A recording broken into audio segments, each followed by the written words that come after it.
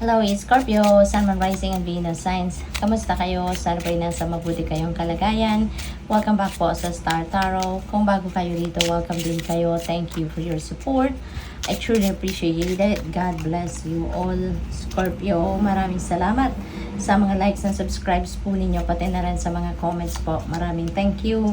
Paunang message po ninyo, King of Wands. Ayan, so maybe ano kayo ngayon, you are assuming a position, no, of authority. Ayan, so parang ano kayo dito, parang nagdi-discuss kayo, no, na mga plans siguro, no, or mga projects na kailangang gawin, no, or kailangang ipatupad, no, sa siguro sa grupo ninyo, sa department ninyo, sa kumpanya, yung gano'n, ano.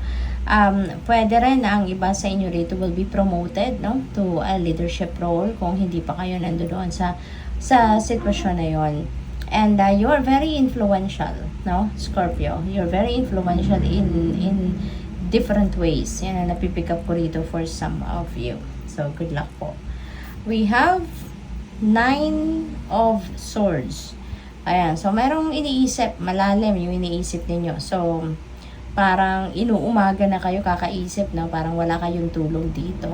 Sumisikat na yung araw, nakikita na sa bintana, pero nandiyan pa rin kayo, marami kayong binabasa, nagkalat na yung mga libro. So, maybe you are researching, maybe you are doing your own research regarding something, or siguro nagbabasa kayo, no, dahil meron ko naririnig na magpipitch, no, so siguro magpipitch kayo rito na kung ano man ang plano ninyo or proposal, something like that, at yan na pinag-aaralan ninyo. Siguro nagkakraming na, no, ang iba sa inyo dito is Scorpio. Possible then na yung inaaral ninyo dyan, yung binabasa ninyo regarding dito, no, sa ginagawa ni King of Wands. So possible na ganun ang sitwasyon dyan. Pero yun nga, naalagaan naman ninyo ang inyong sarili, Scorpio, kasi parang mas lalong hindi kayo makakapag-concentrate, mas lalong hindi ninyo matatapos yung kung ano man yung task, no, ninyo, if hindi maganda yung pakiramdam. Kasi kung wala kayong tulog or kulang kayo sa tulog, then syempre yung brain ninyo hindi masyadong mag-work, diba? Kasi when we are sleeping, that's when the body, you know, relaxes, or that's when the body is resting and recuperating, diba? Kaya kung kulang kayo sa tulog or wala kayong tulog, edi mahirap, diba? Hindi kayo makakabawi, no, doon sa lost energy ninyo. We have Knight of Wands. Ayan. So, may travel kayo rito siguro. Pwedeng regarding research yan. Pwedeng meron kayong biyahe rito dahil meron kayong importanteng pupuntahan. Meron akong napipick up na ganon. Or baka yung travel ninyo na yan is related to opportunities, no? So, pwedeng ganon ang ganap dyan. The Lovers is your next card, no? At ang Lovers energy is about relationships. Ang nakikita ko dito sa card, parang merong ceremony, no? Parang siguro mayroon ditong kasalan, no, na magaganap. Pwedeng ikaw yung kakasal, pwede rin naman na hindi. Pwedeng ikaw ay mag-sponsor sa kasal, no? Baka kayo ay magnininang, magnininong, or baka kayo ay tawag dito, yung mga mag-aabay, yung ganon. So, pwedeng ganon ang okasyon dito, no, na dadaluhan ninyo.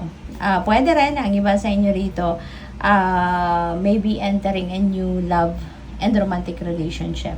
Siguro meron kayong bagong kakilala or merong pinakilala sa inyo, parang minatch, no, sa inyo, at pwedeng nauwi yan, no, sa isang love connection. Yun ang napipick up ko dyan for some of you. Kaya good luck sa iyo. Tignan natin kung ano pa mga mensahe para sa iyo, Scorpio. We have unstick the stuck. Ayan. So, parang ano kayo, makakaalis na kayo dito sa stagnation energy, makakaalis na kayo sa boredom energy, sa pagkawalang gana, sa buhay, walang amor, sa life, no? Yung mga ganong sitwasyon. And, it feels like to me also, Scorpio, na siguro for the longest time. Baka nandun kayo lang sa dun lang sa kung ano yung nakasanayan na ninyo, or sa kung ano yung comfort zone ninyo, yung gano'n, ano? Pero ngayon, maaaring merong oportunidad dito for you to grow, for you to try, to explore, yung gano'n, at no, maaaring magkakaroon kayo dito ng lakas ng loob, no? Kaya maaaring you're going to embrace that new opportunity para makapag-move forward kayo sa life, at you will be able to remove yourself na, no, from being stuck doon sa sitwasyon kung nasaan man kayo sa ngayon. So, pwedeng ganon ang sitwasyon dito for some of you. And just a reminder, Scorpio, this is a reading for the collective, no? So, iba-iba dito yung sitwasyon ninyo, at ang mga mensahe rito, hindi lahat ng maririnig ninyo sa ngayon ay magra-resonate sa inyo. No, some will resonate, some will not. Kaya kung hindi sumasakto sa inyong sitwasyon, then just leave it for someone else. Okay? What else? We have moved beyond intention to believe. Ayan. So, ang iba sa inyo rito, Scorpio, maaring yung mga set intentions ninyo in the past. Maybe you are going to, you are going to take action towards that. At most likely, yan ay mapagtatagumpayan ninyo. Most likely, yan ay ma-achieve ninyo kung ano man yung mga sinet ninyong intentions for yourself. So, congrats. We have limitations, inspire innovations. Ayan. So, this is really good. Parang may realizations ang iba sa inyo sa ngayon, ano, na magkakaroon kayo ng paglalakas ng loob na i-embrace or i-welcome then kung ano man ang mga bagong opportunity na meron kayo rito, no? Kasi kung ano man yung mga dati limitations ninyo, no, na na-experience, maybe yun ang mag-i-inspire sa inyo, no, para gumawa kayo ng paraan, no, ibang paraan para magawa pa rin ninyo kung ano yung mga gusto ninyong gawin, yung mga pinaplano ninyo noon na hindi talaga ninyo magawa-gawa because you are restricted or you are limited to just performing whatever lang, 'di ba? Pero ngayon, mai-inspire kayo, no, na maging innovative kayo, maging resourceful kayo. So, by taking advantage of the opportunities na meron kayo sa inyong harapan sa ngayon. So, what else? We have got the cords of doubt, no? At hindi na rin kayo magdadalawang isip.